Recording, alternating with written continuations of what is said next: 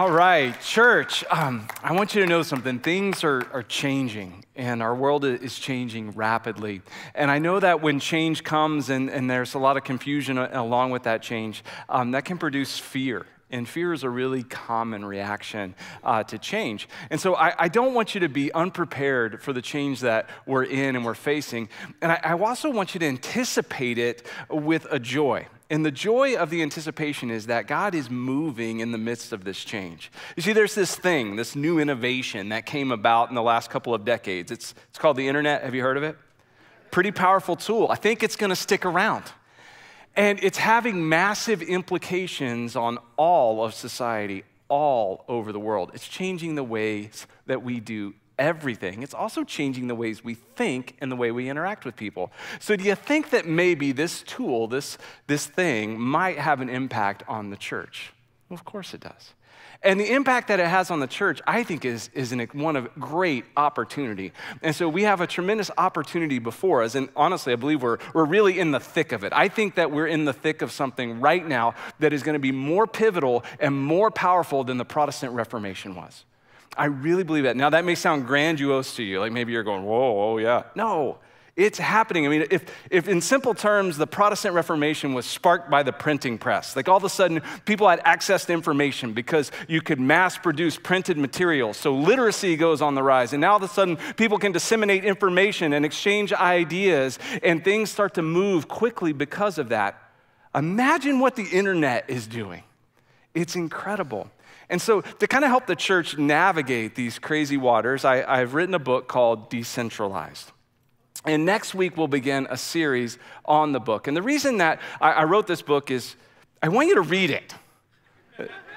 Just to be really clear and really upfront about it. I really want you to read it. And if any author writes a book and says, I don't care if you read it, they're lying. That's why people write. So I wrote because I want you to read it and because God really laid this on my heart. And then I want to share it with you and unpack it because I think it will give some language to what we're experiencing and what we're feeling and what we're going through. Plus, I think it will really empower you and provoke you to take the gospel and this wonderful news of Jesus and be free to share it in greater ways than you ever imagined possible. So I'd love for you to get a copy. If you're online, way to go, because you can get one right now. You don't even have to wait. If you're in the room, you want to take your phone out and order on Amazon, go ahead. I don't care. But I want you to get the book. I hope you'll be reading it, and we'll be working through it, and I hope that you'll enjoy that. Now, today, we are wrapping up our message series called Welcome to the War, as we've been working through 1 John chapter 4, and today a little bit into 1 John chapter 5. Our memory verse for this series is found in 1 John chapter 4, verse 7. We're going to put that up on the screens. Let's read it out loud together, everyone. It says, "Dear friends, let us love one another, for love comes from God. Everyone who loves has been born of God and knows God." So here is this great reminder of what love is about. Dear friends, let us love one another. This is what God desires for you and for me. And if there's one thing this crazy, broken, hurting, fearful world could really use right now, is love. And when I say crazy, fearful, broken, hurting world, I'm talking about your world, my world, our homes, our neighborhoods, the communities that we live in, our workplaces, and our schools. Right here, this is our world. This is where God has strategically placed us. And I know that sometimes we can look at the news and we can get so fixated and focused on things that are happening globally and all over the place. And yes, those things are important, and our prayers are a part of that, and we are to engage thoughtfully in dialogue regarding that. But let's think about love right here on the home front.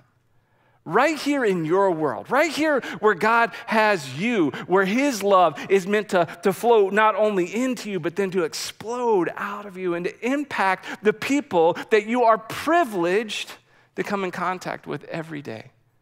Those opportunities that God puts before us are a privilege and a gift from him for his love to move through us.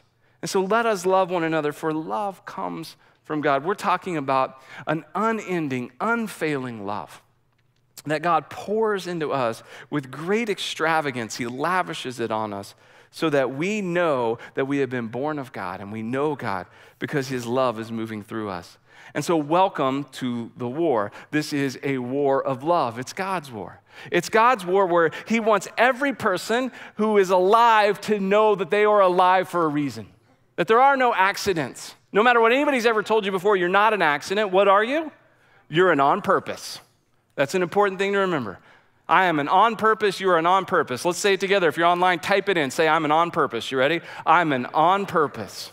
You are created by a God who is love. God is love, and he doesn't make accidents. He doesn't make mistakes. He says, you know what? I made you and I love you, and he knows you.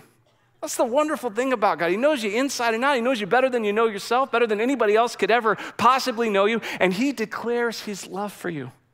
No matter who you are, no matter what you've done, no matter what's been done to you, his love is not denied to you, but we have full access to God because of how he demonstrated his love for us, that while we were still sinners, separated from him, choosing to go our own way, rebelling against God, turning our backs on him, he would send his son Jesus. He would come for us.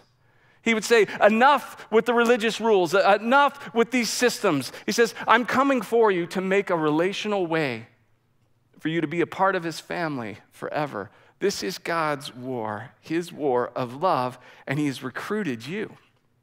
He's recruited you and me and us into this war of love. And so as we think through that, we begin today with a thought of a war of motivation. As we go through life and the battles of life and the struggles of life, you start to wrestle with, okay, what's my motivation for today? What's my motivation for going through the trouble and the heartache and the pain and the dying to self and the sacrificial giving of God's love? What's my motivation for that? Well, in 1 John 4:19, it says, we love because he first loved us.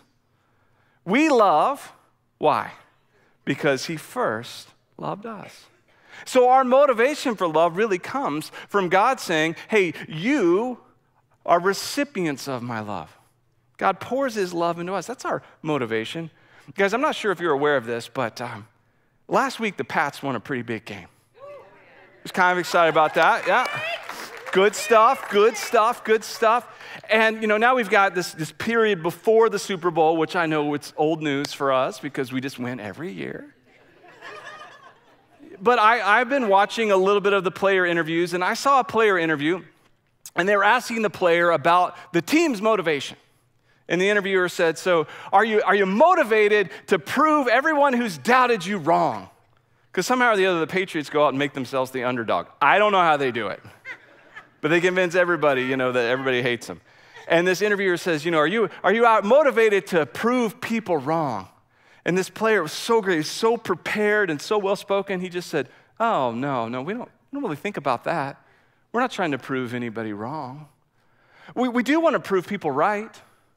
We want to prove people right, all those people who believed in us, our coaches who believed in us, the youth sports coaches who poured into us, our family that's believed in us. Yeah, we're motivated to prove them right. And I thought, man, that's cool. I love being a Pats fan. I was like, that's just cool. I love that. And when we think about our motivation and our motivation to love, we love because he first loved us. Look, there's all kinds of haters out there regarding the church. They levy their complaints. They talk about the mistakes we've made, and we have. I mean, like all the church, globally, universally, but right here at MCC too, we make mistakes. We don't want to. We mess it up sometimes. Sometimes we don't do things in very loving ways, and we take this glorious, wonderful love and we mess it up. And there's people out there who they want to talk about how we're not doing it right. We don't want to prove them wrong. Why don't we just live to prove God right? That when God says that he declares that we are able to receive his love, we say, you know what, God, you're right. You demonstrated your love for me in this, that while I was still a sinner, you would die for me. So here's what I'm going to do. Now I'm going to lay down my life for my brother, for my sister, for my neighbor, for my coworker, for my boss. for people I haven't even met yet, for people who could never repay me or never do anything back, for people that the rest of the world wants to write off and reject. God, I'm going to prove you right because I am going to love like you love. Now that's motivation. That's powerful. It drives the fear right out of us, that fear that says, well, those people and, look at the world and it's just so awful and so nasty and so gross. Come on. How about we just get on with the business of loving? I mean, loving in powerful ways. I mean, you want to talk about strength and power? It comes through sharing this amazing love that God has poured into us. We love because he first loved us. Let's prove God right. I'm very fortunate. I got to grow up in a home with a mom and dad who love each other. And they still love each other. 50 plus years of marriage, and they love each other. And yeah, they come visit us. I told my wife, Summer, I said, I don't know what these people have to talk about. They've been married so long, they don't do anything. And yet they sit at the table and they just talk loud. But they love each other. And one of the ways that I know my mom and dad love each other is growing up, I got to watch them dance. Now, my mom and dad, they do this square dancing thing, which is not my gig. I'm sorry. When we did it in high school gym. Growing up in Texas, we square danced in high school gym. And I think I kind of swore off dancing at that point because there was one girl I wanted to dance with, and I didn't get picked to be partners with her. And then there was an extra guy and one girl short, and it was me and him. And I produced all kinds of weird confusion. Anyway, it wasn't good. And so ever since then, kind of dancing wasn't my gig. But my parents, my mom and dad, man, they can cut a rug. These people can dance. I mean, they grew up they were high schoolers in the late 50s, rock and roll and sock hops. They went to sock hops. You know what a sock hop is? You take your shoes off and you dance in your socks on a gym floor so that you can move. I mean, these people. So my parents are like the nerdiest people ever until they dance. And then I'm like, I'm related to them. This is cool. These people can dance. But it gets even better. They dance together. Like, how a lot of times when we dance, we're not really dancing with each other. If we do, it's kind of awkward and weird. Like, I remember that first middle school dance where I tried to dance. I had a girl actually want to dance with me, and I wasn't sure where to put my arms, and she put her arms around my neck, so I put my arms around her neck, and we were like, I was supposed to be here, But they dance together, and they move in unison, and it's amazing to watch because my dad leads and my mom follows. I like the only time it may happen, but on the dance floor, they just have an agreement. Dad leads, mom follows, and they spin and move and jitterbug and do all this cool stuff all over the floor. And I watch that and I'm like, man, it just looks like love. It looks like love. And so if you think about life as this dance and getting in tune with the rhythm of God's world and the beat that he's put inside of us, when you start to follow him, you let him lead. We love because he first loved us. And that's the thing about love. Love leads. Love leads. It goes first. So when you think about love leading and love going first, then understand this. In any love relationship, love is going to serve first. It's going to forgive first, and it's going to listen first. Let me tell you the number one problem with almost every relationship is we're not serving first, forgiving first, or loving first. We're not letting love lead. Welcome to the war, guys. This is a war of love, and when love is your motivation, then love leads. You start to serve first. You don't wait and go, well, I'll serve when this other person serves me first. No, you're going to follow God's lead. You love because he first loved us. He served first. Jesus came, and he didn't come to be served, but to be a servant. So just like him, I'm going to serve first. I'm not going to wait around for somebody to serve me. I'll take the attitude and the identity of a servant. I'll serve first. I'll forgive first. Right? How many times do people fight and argue and divide and split, and they refuse to forgive? I'm not forgiven until that person forgives me. But love leads. It goes first. Forgive first. It listens first. Sometimes people are so busy talking and yelling and screaming, and now, with social media and everything else and the changing dynamics of our world, it's done behind the anonymity of a keyboard. So, you talk about being uncivil and feeling like there's no consequences. Let me assure you, there's always consequences. There's always consequences. When you start to listen first before you feel like you got to give your opinion, really listen. Where are you coming from? Sometimes what you'll discover is people just need a chance to express what they're feeling and what they're going through. And your opinion, or maybe even your truth at that point, isn't really all that important. Love leads. It goes first. Now, here's the thing about love and truth. Love and truth always go together. They're really no good without each other. Like, love without truth is condescending.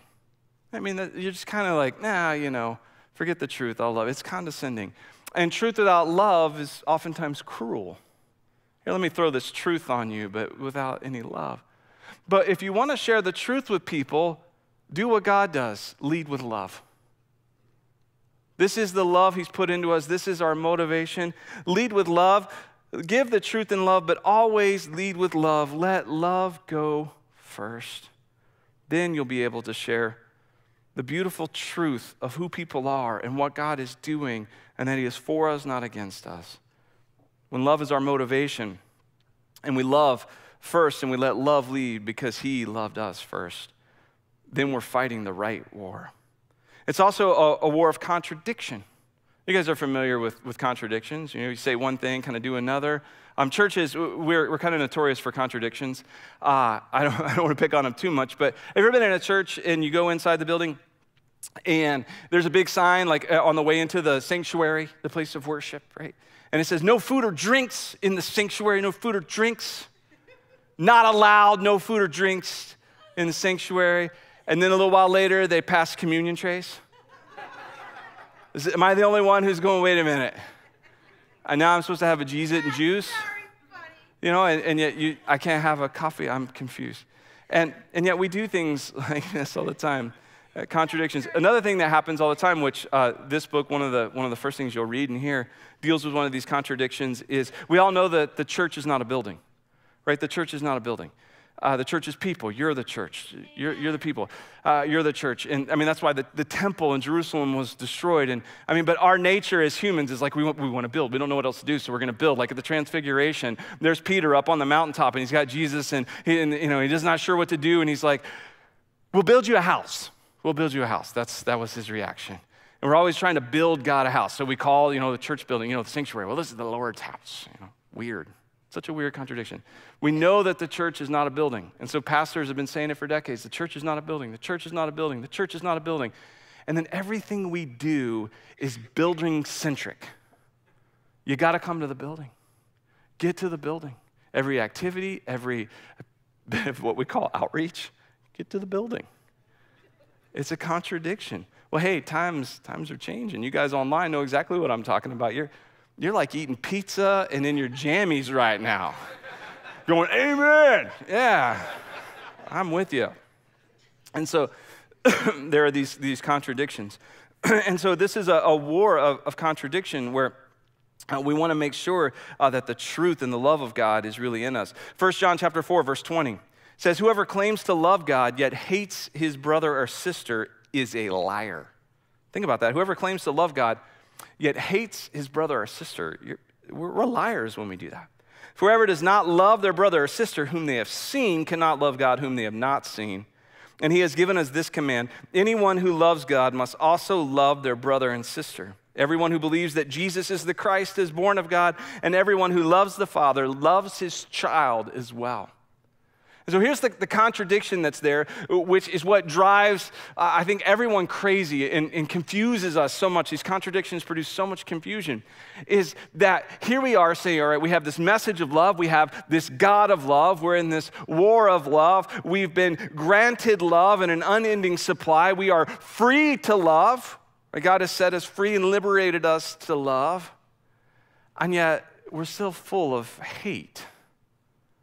And inside you go, something's off here, something's wrong. Why are we worshiping a God of love who has demonstrated his love, who has called us to love. I mean, that's what his commands are all about. Jesus, when he was asked, like, what's the greatest command? He said, well, basically all the law and all the prophets, everything you read in the Old Testament, the 600 plus Old Testament commands and every interpretation of them and all that, it really comes down to this: love the Lord your God, love your neighbor as yourself. Because if you just want to, Jesus came to simplify it. And we're constantly complicating it. He says, like, guys, I'm going to break it down for you really simple. It doesn't mean it's easy. It's just simple. Love the Lord your God, love your neighbor as yourself. And yet then we go out and go, well, okay, we're going to love you and I'll love you and you, not you. You I hate. Now we have to come up with a reason why we hate him. What's the reason why we don't like the things he does, so therefore we hate him. We don't like what he stands for, therefore we hate him. We don't like what those people are about, therefore we hate them. Those people might threaten us or our way of life, therefore we hate them. It's not Jesus. It's a contradiction. It doesn't make any sense, like saying, well, hold on. Well, what about people who are against Jesus? They're antichrists and against Jesus and against the church. We should hate them. What? That's all of us. Antichrist means opposed to Jesus. As soon as we hate anybody, we're in opposition of Jesus. Amen. It's no good. It's a contradiction. Amen. And so to be aware of this is so important.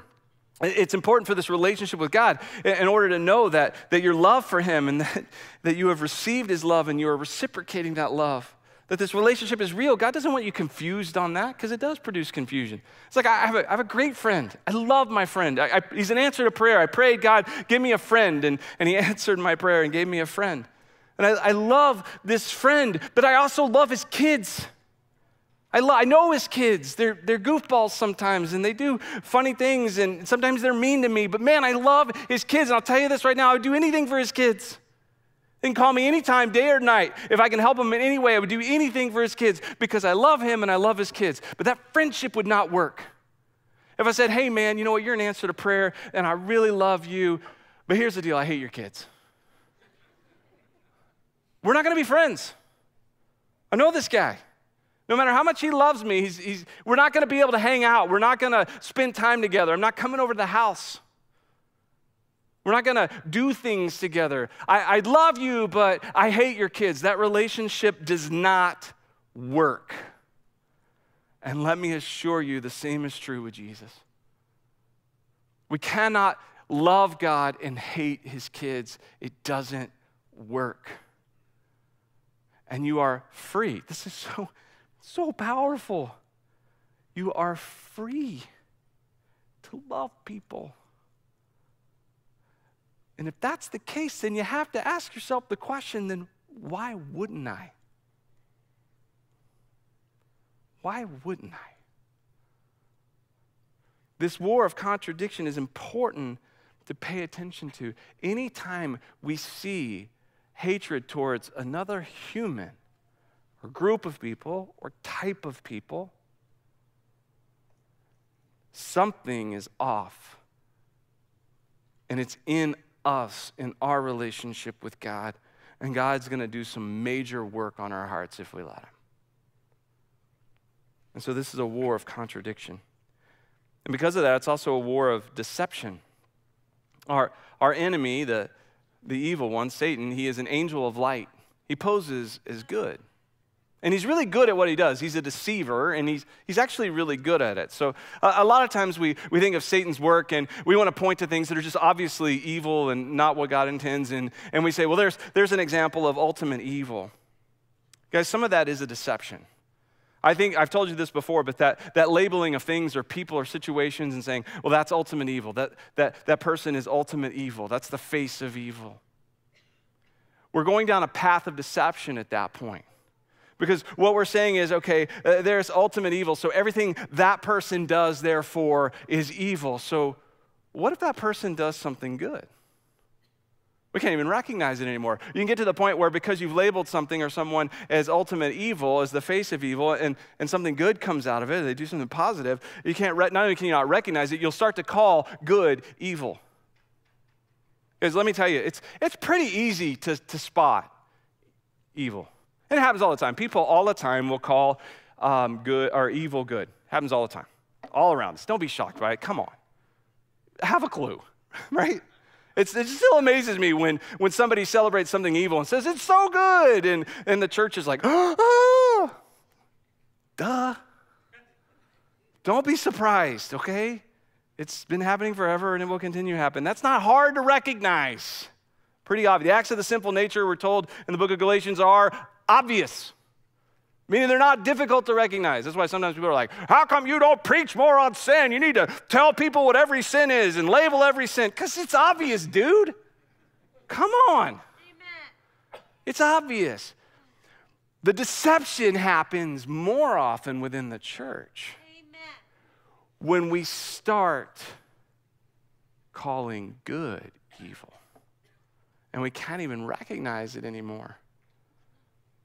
And we can't celebrate when something good happens. We can't recognize it. We withdraw. And we refuse to participate or engage or acknowledge or talk or listen or to think there's any value in somebody else. Well, you do this, therefore you have no value. Just because something's off there doesn't mean that there's not value. There's something we might be able to learn from, engage in, talk to me, ask questions, learn, listen. Don't call good evil. We continue there in verse 2 of 1 John chapter 5. It says, this is how we know that we love the children of God, by loving God and carrying out his commands. In fact, this is love for God, to keep his commands. And his commands are not burdensome. This is so fantastic. This is how we know that we love God and that we love the children of God, by loving God and carrying out his commands. When we carry out his commands, we will love people, and love people who are difficult to love, by the way. You might, I hate to throw a label out, but the unlovely. People that are often rejected. By the way, people who are lonely and unlovely, it's usually for a reason. Because it can be hard. It can be a real challenge. But when we love God and we carry out his commands, then we know that we love the children of God, because God's commands are all about love. In fact, this is love for God, to keep his commands. So when we think about his commands, what are we talking about? We're talking about, bringing the whole law and putting it before us with a spiritual checklist and saying, okay, we got to make sure that we do, remember the Sabbath and keep it holy. Well, what does that mean? We can't work on the Sabbath. Well, when is the Sabbath? Some people are like, well, it's Sunday. No, Sunday is not the Sabbath.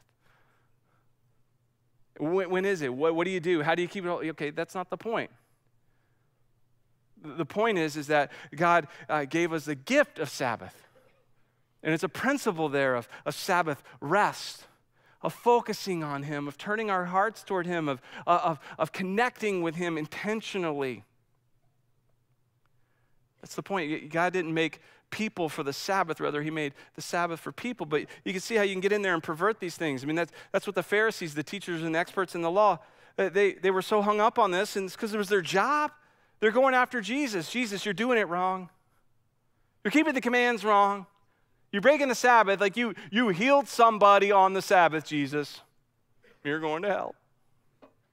That's the thought process that comes from that. Jesus is like, wait a minute, hold on, time out. He says, come to me, all you who are weary and burdened. And he says, I will give you a lot more work. Is that what he said? Come to me, all you who are weary and burdened, and I'm going to give you a lot more stress. Is that what he said? Come to me, all you who are weary and burdened, and I'm going to give you a lot more turmoil. Come to me, all you who are weary and burdened, and what does he say? I will give you rest. Amen. Rest. Take my yoke upon you, for my yoke is easy and my burden is light. His yoke was his interpretation of the Old Testament law, and he interpreted it this way. He said, it comes down to this: love the Lord your God, love your neighbor as yourself. This sums up all the law and the prophets. This was his yoke. He says, I'll put this on you, and you can pull all the law of love with you. My yoke is easy and my burden is light. Come to me. And then in our attempts to connect to God and appease God and even be our own gods, we become achievers, succeeders, comparers, competers. But that's not obeying God's commands. And it's a war of deception because we're so easily deceived and thinking that obeying God's commands is about comparing ourselves to other people to decide who's good, who's bad, who's in, who's out. And so here's some lies about obedience. The first lie about obedience is that God doesn't really care whether we're obedient or not. Absolutely not. He absolutely cares. Jesus, in his own words, in Matthew 5:48 says, "Be perfect, therefore, as your heavenly Father is perfect." He says perfection is the standard, so here's what he is inviting us into is perfection. So he absolutely cares, and the commands do matter. But the second lie is that someone else will do it. Well, someone else will love my neighbor. What? That's your neighbor. That's you. That's your deal, man. You love your neighbor. Where you're like, well, there's a neighbor on the other side. They're not doing it. God put you and he called you to do what he's called you to do in the commands that he's given you. There's nobody else to do it. And we try to console ourselves and say, well, somebody else will come along and do it. No, they're not. If God's given you something to do, it's yours to do. And if it doesn't do it, it doesn't get done, period. So don't buy into that nonsense. Next one. It's too hard. It's just too hard. No, it's not. They're not burdensome. God's commands are not against us, they're for us. God's commands are a blessing, not a curse. God's commands don't enslave us, they liberate us and free us to follow him, to listen to him, to be a part of his business and what he's doing. It's not complicated, it's very simple. His yoke is easy and his burden is light. And we have this wonderful command, love the Lord your God, love your neighbor as yourself. And then we listen and we obey and we overcome these deceptions. And then finally, to wrap this up, it's a war of elevation. A war of elevation, of lifting up our heads, lifting up our eyes, of overcoming. 1 John chapter 5, verse 4 says, for everyone born of God overcomes the world. Did you hear that? Everyone born of God, say it with me, overcomes the world. This is the victory that has overcome the world, even our faith. Who is it that overcomes the world? Only the one who believes that Jesus is the Son of God. When you put your faith in Jesus and your hope in him, he's already overcome the world because he conquered death. He beat it, he destroyed it, he buried sin in his body, and he rose victoriously over it, and we now share in his victory. We overcome. It's a war of elevation. It means that we lift our heads up. My very first job in the church, I was the janitor, the first church I worked in. And I wasn't very good at it. I didn't enjoy it. I didn't like it. Turns out you have to be detail-oriented, which I'm not, to do that job well. But I tried, and I was working at it. And our church, we had this really special day. There was a passion play in that area in Texas that's kind of world-renowned. And they had all the actors come, and they were doing a thing in churches. You could pay them to come to your church. And they were doing this really special church service that they called Loaves and Fishes, and it was a reenactment of where Jesus fed the 5,000 with the loaves and fish. And so here we are in this church service, and the auditorium is packed. It's one of those days where, every seat was taken, and we got everybody to the building, so we're like, woo, we did our job. And everybody's there, and the service is unfolding, and you're getting to that point where they break out the bread. And they start breaking the bread, and then loaves are coming out all over this big sanctuary. And this room, set like 1,200 people. And so you got loaves of bread being ripped and torn, and people are eating bread, and there's bread everywhere. And people are like, isn't that amazing? When we walked out, people were telling me, wasn't that just incredible? And I said, no. They go, what do you mean no? I'm like, are you kidding me? The crumbs. Apparently, being the janitor meant I was the only one who gave a rip about the crumbs.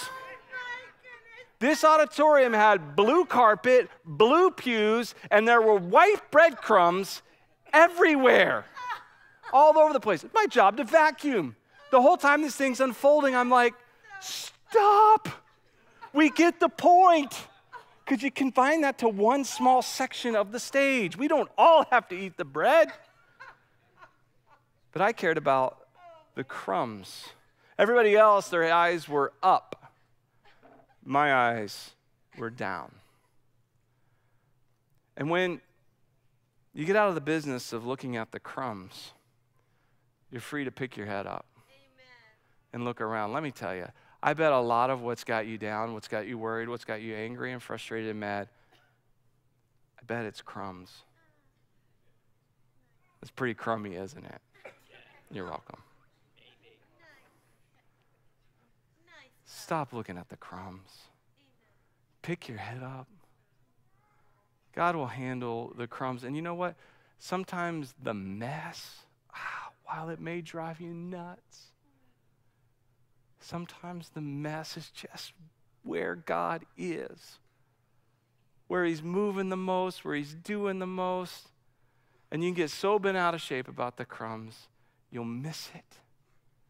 Don't miss it. This is a war of elevation. Pick your head up. So right now, as we share in communion, don't you dare bow your heads and pray. Don't do it today. Lift your head up to a God who looks you in the eye and says, I love you so much. That we would offer his son, that his body would be broken for you. You're invited, no matter who you are, no matter what you've done, no matter what's been done to you, to take this bread, to take this juice, hold on to it until we've all been served, and then we'll eat and drink together. But today, at least, lift your head up and look into the eyes of a God who loves you and adores you. And don't let this invitation pass you by. Welcome to the war.